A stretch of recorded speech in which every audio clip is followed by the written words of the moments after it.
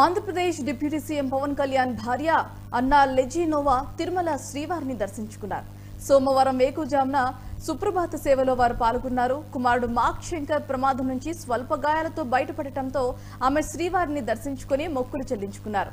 TTD అధికారులు ఆమెకు వైకుంఠకు queue complex లో స్వాగతం పలికారు. దర్శనం అనంతరం అధికారులు ఆమెకు తీర్థ ప్రసాదాలు అందజేశారు.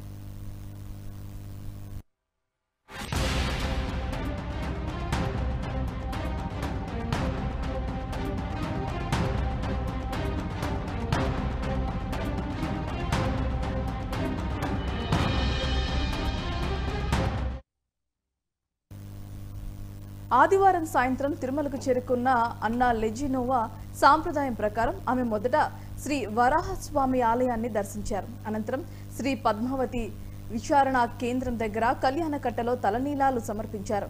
అన్నా లెజినోవా ఇతర మతానికి చెందిన వ్యక్తి కావడంతో హిందూ మతాన్ని గౌరవిస్తానని డిక్లరేషన్ పై సంతకం చేశారు. తనకు పూర్తి విశ్వాసం ఉంది అని కూడా ఆమె పేర్కొన్నారు. గతంలో తన కుమార్తెకు కూడా సైతం పవన్ కళ్యాణ్ తిరుమల దర్శనానికి డిక్లరేషన్ ఇచ్చారు.